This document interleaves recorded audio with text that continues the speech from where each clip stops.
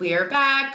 Welcome, friends. I have a face that you might have seen before. I'm back with Lisa Guillot. Hello. And I'm going to reintroduce Lisa again because this is a different series. Lisa and I are here for something different. We're not here for living a bold life. We are here for a newer Instagram and YouTube as well. This is a newer series I've been doing, and it is still Coaching Misunderstood, but it is a coach's conversation. So some of you may have been seeing that for quite a while. I've been doing a solo series. Those videos are anywhere from like 3 to 5 minutes. And it's an idea I had when I just looked around and I was like, this is a new field. It's very unregulated.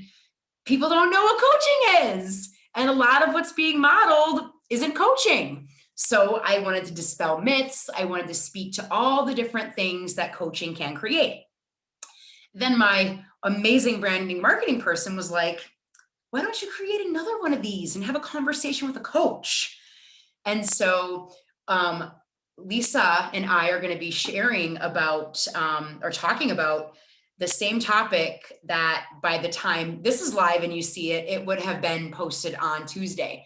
And I'll tell you that in just a minute. But first, if you are not familiar with who Lisa is, Lisa Guillot, her business is Be Bright Lisa.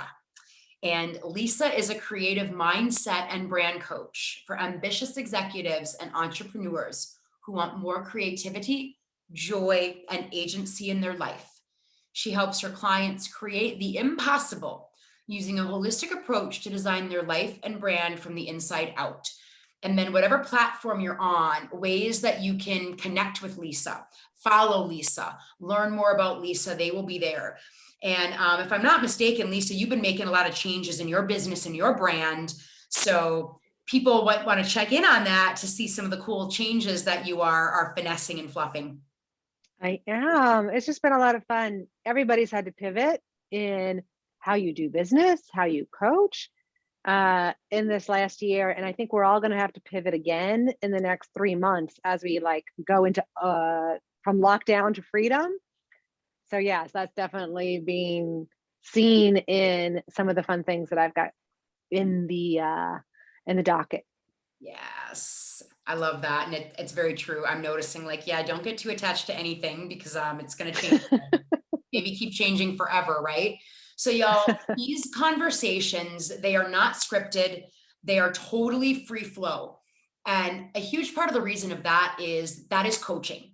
When we are working with our clients, we are not going in there with an agenda. We are working with our clients to, support them on a focus area. And we just keep working on that area of focus in all kinds of different ways. And so it's a co-creative dance. And so these conversations are a co-creative dance. I don't know what we're going to say. I don't know where we're going to go. Lisa and I could talk about this topic 10 times. I could talk about this topic with 10 coaches, and it could be incredibly different each time.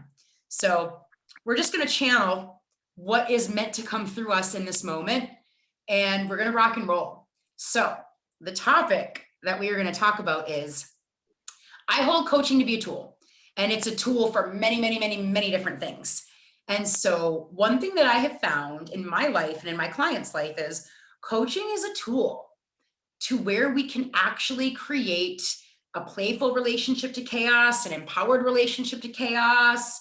I mean, there can be many words interchanged with playful, but the reason why I love this one is I feel like oftentimes we are programmed to be like, oh, chaos, no, something's wrong, I'm freaking out, I'm losing my shit, or whatever our flavor is, right? And what we know to be true is we live in a world where chaotic things and circumstances do happen. So we're going to talk about that. So Lisa, you've known what the topic is going to be since I invited you. So your mind may have been percolating on stuff that you've seen in your own life and clients' life, or something just might fire when you hear coaching is a tool to create an empowered, playful relationship to chaos. Does anything just pop into your mind when you hear that? Well, Yes, I love the words powerful and playful together in any sentence, Mm, because that just makes it so much more fun. Um, and chaos it's actually a really beautiful place to take a look at how you and I as coaches, or how just people in general have reacted to chaos in 2020, right? We all have experienced it in some way, shape, or form, personally, emotionally, mentally, physically. I mean, on and on. So here's the opportunity. Chaos can look like absolutely out of control, and you feel that way, and then you create experiences that way. And then now here we are, a year plus into the pandemic. We've probably settled down a little bit, or we've been able to get, you know, more in tune with who we are and how we want to handle chaos. So, fun fact, now the world is going to change again, right? We are going to move from lockdown to being more free in how we are in our lives, our businesses, going back to work, starting new relationships, rekindling old ones. So chaos has the potential to start again, and in a new and different way. And so that, I think, is actually this beautiful opportunity to take a look at, who do you want to be when the world opens back up again? We know how change went for you last year this time. And now you have the opportunity to create an advance, right? Create a powerful and playful relationship to chaos. So what could that look like? And who do you want to be in the middle of that chaos? So that was my first thought, is how can we actually like create within this chaos game? ooh, I love that. And you know what it made me think of? And I think 2020 is going to be a year where we use many examples. The coaches misunderstood conversation that's actually going to launch today, after you and I get done with this conversation. We talked about being with what is, and we had so many examples from 2020 for that as well. But when you just shared that, what it also reminded me of is, I love this conversation. And I remember when I was in my coaching leadership training, we were talking about it. And when you know it, the divine gave me a chance, like right away, to start playing with it. And I wrote a blog about it. And I can't remember the name of it, but it was something like how I played in chaos when Mercury retrograded my ass. And basically, what it was sharing was, after a coaching weekend, I remember I was flying home that night, and I kept getting delays in O'Hare. So I quit flying O'Hare, but I was getting delays in O'Hare. And if anyone has ever been in an airport, at least this one, when it's the wee hours of the night, like the lights are turning off, everything's closed, it's freezing. And so me and this group of people got stuck at O'Hare till just a crazy, crazy hour. And then when I get back to Charlotte, it's like 5 a.m. and I'm in a cab, and not even leaving the airport, my cab gets a flat tire. So then they Of have to have course. a cab pick us up, right? And I remember thinking, like, who do I get to be? And that was the question that you asked. And I was like, I can't control what's happening at all. And parts of me really want to freak out and lose my shit, And I was like, but what's that going to do? And so I started hanging out with all these people. One of the gentlemen that I met there in the airport actually came to be an observer for accomplishment coaching. I think he did a sample session, and might have hired Molly. We were just Oh talking my about Molly. gosh. Yeah. I, in that moment, because of who I chose to be, immediately started creating a more fun relationship to chaos. Yes. And that is what I thought of when you shared that. Hmm. But it literally, I could feel it happening in the moment. I was like, it's never going to quite be the same because of this. Yeah.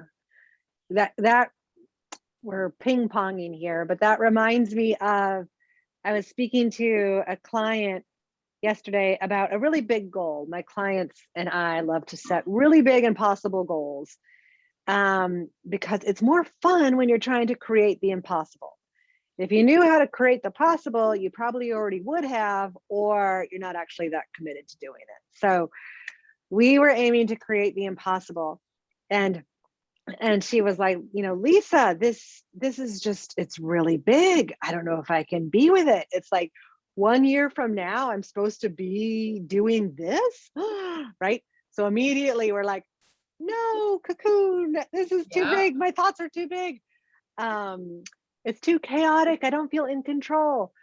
So, and I was like, okay, now listen, if between now and 1 year from now, we took all the food that you are going to eat in 1 year and just piled it all into the inside of your home, you would look at it and you'd be like, oh my God, there is no way I'm going to eat that much food. That is way too much food. It is just too much. No way, I can't handle it. Would it even fit in the house is what I'm over here thinking, like, Seriously. And you'd be like, I can't believe I ate all those fries. And so then, okay, we don't eat that way. We eat 3 times a day and you got a plate. And supposedly you're supposed to divide it up by proteins and grains and veggies and fruits. And then sometimes you throw in a meal from Burger King or whatever, right? We don't always eat what's good for us, quote right. unquote, but that's how you eat. You pare it down and you eat at a certain time of the day when you're hungry, and it fuels you so you can do more. And then the next day, Tuesday, you're going to do the same thing. You're going to eat again. And so I think oftentimes in moments of chaos, when your flight's delayed, when it's 5 a.m., when your taxi has a flat, you have to go another, uh, it can like become like this big Mount Everest of chaos. And then we emotionally, mentally, physically break down.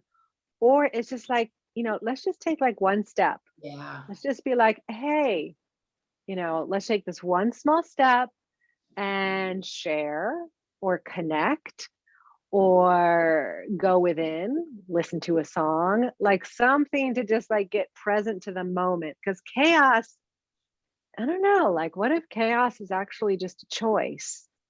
Right. Yeah. Yeah. Right. And just the way too, like, the way you're speaking, it has me keep thinking of overwhelm. And I think overwhelm and chaos can feel very similar.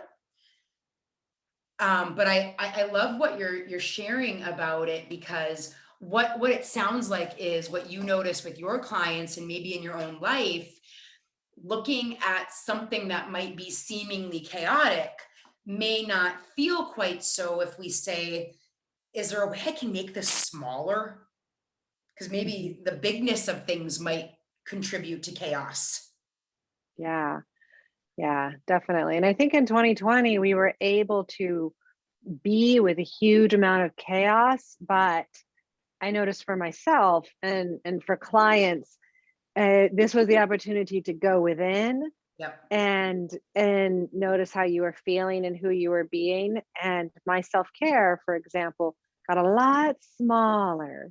Mm. And whereas when I used to have a really horrible, shitty day, which doesn't happen a lot, I'm exaggerating, I would have to, go to an hour yoga class, then go get a smoothie, then go get my nails done, and then eat it. Like I had this whole routine. But now going within, it could just be as simple as, well, I listen to my go-to song on my playlist on Spotify. I, spray some essential oils and take 5 deep breaths and turn around twice. It's like I have a plan now. Yeah. So it's kind of interesting. It's like maybe even if we have a go-to plan for how we want to be in chaos, that would be a superpower and that would be very powerful.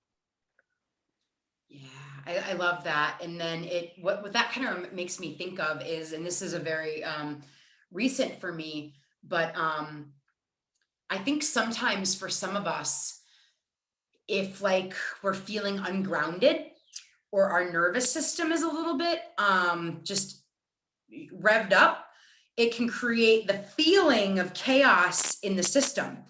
Because I was working with one of my people. I think it might have been. I work with this amazing woman where she does your tarot read, but she infuses your astrological chart in it, and they're so spot on because it's so personal. And the read she had given me, I work with her usually every 2-3 weeks, and the read she had given me was talking about how, and I had been feeling chaotic in my own self, right? Like lots of emotions all over the place, like was what it was. But one of the things that she said in her read was, you need to remember that as a little person, you didn't have grounding in your environment, and you actually know how to be a mother to chaos. So she invited me to look at how I can mother chaos. What does that mean? Tell me more about that. And, I've been using that with clients. I've been using it with myself. But, I think for people who identify as women, when you think about, even whether you have children or not, right? I don't have children, but, I know what the being of mother is, with myself, my inner child, my animals. And so for me, what I really started doing to be a mother to it was, I started finding the slowness within it, because it didn't feel like there was any slowness, but kind of almost like a mother would be like, hey, what's going on? Slow down. Tell me all about it. Is it really that bad? And so I would talk to myself, my voice would shift. And then I would just remember, you're actually not uncomfortable with the feeling of chaos. Why are you acting like you are? Why are you making a non-thing a thing? Yeah. Why are you making a non-thing a thing? That's my new thing of saying is why are we doing this? We're making non-things things, y'all. But I was making a non-thing a thing. Mm-hmm. Yeah. Yeah. So, well, maybe chaos has just gotten a bad rap. Right? Yeah. Because maybe we are living on a huge ass rock in the middle of the universe where there's asteroids that could come and smoosh into us at any moment. That's chaos. Right? But we don't think about that. We think it's chaotic when it rains when it shouldn't, or the mail doesn't come on time, right? Yes, I love that. Ridiculous. Right? And it's what are we defining as chaotic? Yeah. Yeah. And maybe we instead define it as playful. It almost reminds me of if a really, really small town rural person were to go maybe to New York City or even Chicago, where you are, they might look around and say, it is chaos. How does anyone get anywhere or do anything? And, city people are like, what do you mean? This is incredible. This is amazing. This is my life force. Yeah. Yeah. It's just, two different perspectives. Totally. And then what would be playful for that? I grew up in a small town in Missouri, but my small town in Missouri, the University of Missouri was there, and the hospital system was there. So farmers who did live even farther out in smaller towns would come in when they, would chop their fingers off with some type of farm equipment. And Columbia was considered the big city. Mm-hmm. And then it makes you think, but what would that farmer living in the tiny town think of as playful, right? Versus what we think of as playful. Right. Or powerful versus powerful. And this is where you just get into the whole mix of humanity and everything that we bring into this world. That in itself could be considered chaotic. There's so much differences, right? Absolutely. And, our listeners can probably kind of start hearing this already, but just in case, and to be really specific, we're having this conversation about, coaching is a tool, if we want it to be, right, y'all? Just because you work with a coach, if you decide to, doesn't mean you're going to talk about this at all. It's what you want to work on with your coach, but this is a possibility that coaching could provide for you. And so, Lisa, if we're talking about, coaching being a tool to have the potential to create a powerful relationship to chaos, a playful relationship to chaos, why does that matter? Why might that be important for some? Why are we talking about this? What I see is the opportunity for a mindset shift. Mm, And many people, especially right now, live a life by default, yeah, yeah. meaning we listen to what the media tells us, and they use very triggering words. There's a lot of opportunity to be triggered on social media, on and on and on. Family, I mean, you can find it anywhere. And if you are the type of person, like the type of people I work with, and Jen, you as well, I'm sure, who are ambitious, who want to also connect to their soul and their spirit and the essence of who they are, we need to have a mindset that is playful and powerful and can live in chaos Mm, in order to expand our energy so we can create those big goals and laser focus. So I think that would be like the tool that I would work with my clients on, is noticing the mindset shift and the mindset opportunity that you have and you're holding around chaos, and how could that be different? yeah, I love that, right? Because even, as things are going to start reopening and having more freedom, what I always have in the back of my head is we don't know what's going to happen in this world. Is that foreshadowing for more stuff that could happen? We don't know. But what we know is, based on this last year, if we are not in a place where we can choose how we want to show up in the midst of it, or generate our own experience in the midst of it, um, things are a lot harder, Yes. a lot tougher, a lot more struggle. And, like a lot of clients and people that I know who've been very committed to this type of work for a while almost felt guilty that their 2020 wasn't as tough as some people's. Like Hmm. they felt like they were ready, because in Hmm. coaching, so much of it was put yourself in this situation that you might think is chaotic and let's work with it, and Yes. so many other people never had done that. And so showing up and having a livelihood and existing peacefully in the middle of what could be called a lot of chaos in many places. Hmm. Hands down, yes. Um, I mean, and even when those types of things in the real world come forth, like social justice or having family members with COVID, I had my sister got COVID twice. Oh my goodness, Um, really? yes. I don't know that I've heard And of anyone I know getting COVID twice. yeah, it was like perfectly timed, like about 7 months apart, she's a nurse at a preschool for disabled children. It's just like, oh, anyways, uh, I 100% relied on my coaching experience to self soothe and coach myself through it and stay ahead of the chaos. Yeah. While things still took me out, definitely. Um, but I had the tools to rebuild or reflect and reinvent. And yes, it was a process, right? And it kind of feels like, I think chaos is like the messy middle, is what I call it, the space in between today and where you want to be. And life just goes up and down and up and down and all throughout the middle. But it's with that mindset that we can start to even it out a little bit and head up towards that big goal with that playful relationship to chaos.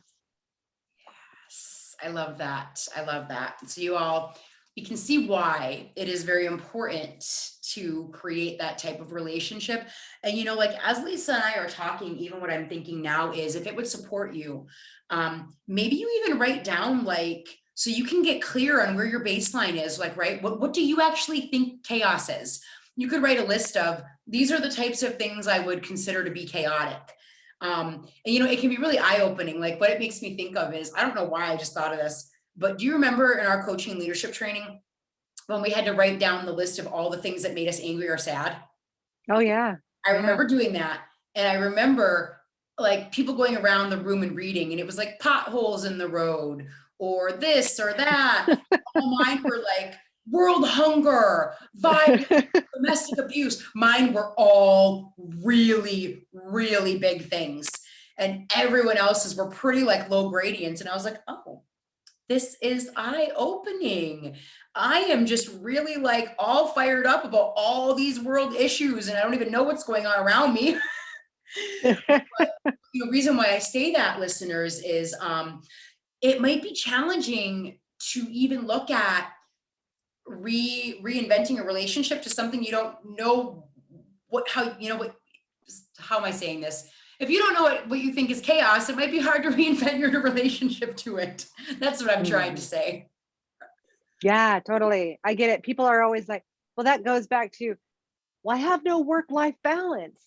But nobody actually tries to take a look at, well, what would adding more life into your day look like? Right. No wonder you have no balance, right? No wonder you feel chaotic. You don't actually know if there's another option. Yeah. And I think it gives, us a place to look, because for some of us, we might notice, oh, that's interesting. Everything I deem to be chaos is all kind of like internal stuff. Or other people might say, oh, that's interesting. Anytime the plan doesn't go my way, I call that chaos. There's really no chaos. Things just didn't go the way I thought they would today. Yeah, Or other people might say, like a stampede, which I feel would be very chaotic and maybe not super playful. So, right. So remember. Okay, so how often am I going to run into a stampede? Exactly, right? Maybe once in my life, and I will try to avoid it. Yes. Possible. And I think too, to something you said earlier, it might look at, and again, if you have a coach, this is a great topic to bring to your coach. If you don't, and you're kind of having these conversations on your own or with friends, places you might look at are, what do I even consider playful and powerful to be? Because if you're trying to have a certain relationship to a certain thing and you don't know how to name any of that stuff, that's a great example of why a lot of us aren't creating a whole lot, because we don't even know what's going on. 100%. Yes. I mean, words around and they sound good. And then we're like, oh, what does that mean actually? That is like my favorite question to ask my clients is like, we would say something like, well, I just really want to, have a playful relationship with chaos. Okay. So what does that look like? And then what does that look like? And what does that look like? What does it feel like? How would we know? So you got to paint that picture so you can actually visualize it, because nobody's going to do it for you. And so you could hear probably in my share about the airport, a big thing that used to make me feel chaotic was I'm a planner, and I used to get really, really attached to how I had planned it. And when things would not go the way I planned, that was enough for me to want to go into a tailspin. Like, seriously, that could be enough for me to be like, I'm going to unravel. I'm going to be really upset. I'm going to be really like, like controlling. And I was just at the point in and I still do work on this. Like, let me be clear, still do work on this. It's a work in progress for me. But I just got so sick of noticing that I was relating to things that weren't chaotic as chaotic. And I was just so present to how it didn't have to be that way. I was so present to how I was the one creating the chaos. It was all me, it was an internal thing. And, we just so happened to come out of a training weekend where we literally had just finished talking about it. And so of course the divine is like, oh yes, let's create events for Jen to really put her money where her mouth is. And it was very divine. But so y'all, it's okay if you're the one creating the chaos or the perceived chaos. I've been there, still happens sometimes. Oh yeah, I do it too. I think I also am a Capricorn, Jen, so we share that. Yeah. Yes, we like to have our very neat and tidy little ways sometimes as little goats. Oh yeah, that perfectionism gets me every time. That's my own personal chaos bubble. Right. Like, and Yeah. y'all see, like, chaos doesn't have to be a stampede. Chaos doesn't have to be COVID. Chaos can be, you had a beautiful dinner planned, and then halfway through making the meal, you realized you didn't have some of the things you need and you had to scrap it. That could be turned into chaos for some of us. Yeah. And then the energy spent in the chaos too. It's just like, uh, we could go on and on about that for days too. Yeah, and y'all, so I think that's a really, big one. One of the, things on the back end of reinventing our relationship to chaos is we have energy to put in other areas versus on the non-thing that's now a thing in many cases.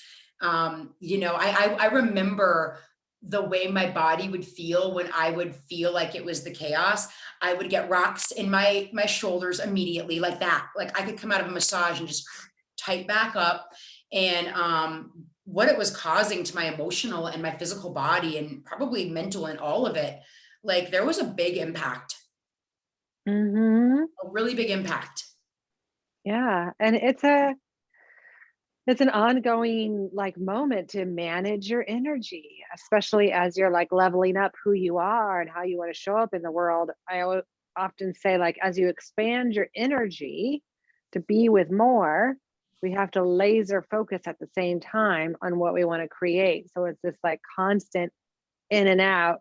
And then you get a chaos moment, and then right, you just like float Yeah. over there for a while, and then all your energy goes over there. Yep. And, for some of us, it can change the trajectory of our day. If we're not good at doing a sleep reset, we could wake up in the same space. And then all of a sudden, like we're mapping chaos into all these other areas of our life when it's like there's not any. Mm-hmm, mm-hmm, mm-hmm.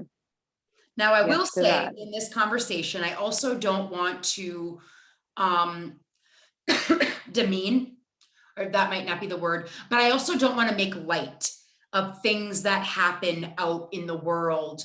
A lot of the issues going on, shootings, energy at protests that, go riots and all the different things where it can feel and look a little chaotic. We don't want to diminish that. But part of the power of what we're talking about is there needs to be some people in those situations who can stay centered, right? Like if Mm-hmm, everyone goes into chaos mode, more shit happens. mm-hmm. More shit happens. And if we can find a way to kind of keep, like mother the chaos for me, like I know this energy, it's not uncomfortable. I can be in this and love through it. Like that could have the potential to change some of the chaos around us in some of those events. If people Yeah, kind of keep their center.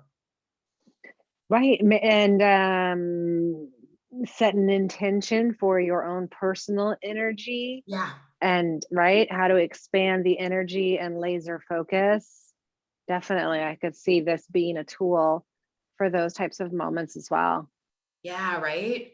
Like so many things, that we talked about in 2020 was not savory situations made exponentially less appealing because of how people chose to react inside of them. Mm-hmm, mm-hmm. Yeah, chaos. Yeah. So, saw it, I mean, from the highest office all Yeah. the way down. Yeah. Mm-hmm. So Lisa, let's just do a quick check. And this is what I've been doing on these. Cause again, this is, organic and it's flowing. And, so when Kami and I did our second conversation of this new series last week, after we'd been talking for about as long as you and I have or whatnot, we just kind of checked in and we were like, do we feel like there's more that we want to share? Is there anything that we missed that we want to get in here? Because again, y'all, like Lisa and I aren't trying to nail everything to the wall. Again, she and I could come together for this conversation and have it be different every time. 10 different coaches with me this could be different. We're just kind of going with our flow in this moment. And we're just kind of riffing off each other and feeling like what makes sense. And we're not here, to keep going if we feel like we've gotten it. We're not doing any certain time frame here. We're just kind of having fun and sharing with you because I just don't think it's very common where there's a lot of coaches getting together and talking about what coaching really is, what coaching's not, what it can create. And that's really all we're doing here. So Lisa, if we just do a check-in, is there any part of like this conversation we're having today about this beautiful thing that you and I do, which is we coach, and coaching's a tool for so much. And today it's a tool to reinvent our relationship to chaos, make it playful, make it powerful, make it empowered. Is there anything else that you're coming up with in the moment? Like, oh my gosh, I can't get off this call without speaking to this, or just any divine winks, sparks, anything of that nature. Divine winks. That's a fun phrase. I think that you should, I love how you touched onto energy. I think that could be a great segment that you could do with a coach, is because like energy, who is everything. Yeah. I love what you created around like what coaching is and what it is not. There's a lot of differences between being a coach and a consultant, and being a coach right now is kind of like the Wild West, right? We've got executive coaches and career coaches and life coaches and new age spiritual light working coaches. It's like I appreciate what you're saying about picking. You could take 10 different people and have 10 different conversations here. There's no right way to do it, and there's no wrong way to do it. It is a flow in the dance of the moment, which is a fun relationship to have to chaos also. And I think that we've done a really fun exploration of how we could be dancing in this moment. But you're right, like we could talk about this for hours and just come to these beautiful insights. I think that's one of my favorite things about coaching, is that it's creative and it's conceptual, but in a real coaching conversation, we would eventually laser it down to, and what action will you take from this insight? And what are you going to go do to create that mindset for yourself, right? There's action at the end of that flow. But yeah, I feel pretty complete with that. Awesome. Thank you for being a guest and sharing again. Oh, it's always fun to just play. It is. And y'all, I think the last thing that I feel called to share on this is, really keep in mind that when we think of chaos, it might not be all those really big things that we see out there. It might be simply that you are creating chaos, drama, where there's not any, where there doesn't need to be any. And, how cool would it be if you reinvented your relationship to it, and then all of a sudden there didn't feel like there was a ton of it? And then how cool would it be if you were out in all these gnarly situations? And some of us are just wired to handle stuff like that better than others, right? So don't get it twisted. Like, I tend to be good when there's emotional chaos to come in and support. Other people are like, no. If there was a physical injury of chaos, I'd be like, no, someone else, right? So remember your zone of genius. But how cool would it be if you were out in the world and shit was hitting the fan, and you were able to find some core of centeredness and grounding, and you weren't swept away with it? Like, that's what we're really looking at here, is being able to be more at cause for how you want to feel. And it doesn't mean checking out and being like, I don't care about that thing doesn't bother me. It doesn't mean that, right? It just means being able to get some space, some distance, and just really look at how you want to respond. Is that chaos? Actually, maybe yesterday it would have been, today it's not. Yeah. So yeah, different energy. As always, y'all, if there's any comments or any shares you want to make when I share this, please do. It's fun to hear your takeaways and your feedback too. And then, as always, not from a place of sales, but to honor this conversation that Lisa and I had. There are so many people looking for coaches, and they don't know what it is. They don't know where to start. A lot of people are thinking about becoming coaches and don't know really what it's about. So if you know anyone who might want to be a coach, if you know anyone who's looking into coaching, share this with them. it's helpful to know like how to find coaches, how to ask questions. And I know I can speak for Lisa as well, but if you are not even interested in me, but you want to coach, I will do anything I can to hook you up with who is for you because of what it's done in my life and what it's done to my clients. I wouldn't be doing these series if it wasn't important to me. Let us know how Yeah, 100%. and keep explaining coaching to you. So one day, maybe I'll do a series called Coaching Understood. Right, because we're graduating. Yes. So once again, thank you all so much for being here. Lisa Guillot with us of Be Bright Lisa, and all the ways to connect with her, to follow her. They're all going to be there. And Lisa is also branding and marketing stuff in addition to coaching. So her Instagram is really fun and really bright and really joyful. And I feel like you can just get a good dose of color therapy when you go there. Yeah, no kidding. Yes, my favorite thing. Thank you. Oh yeah, thanks for having me. And we will be back for another week of this same series with a new topic.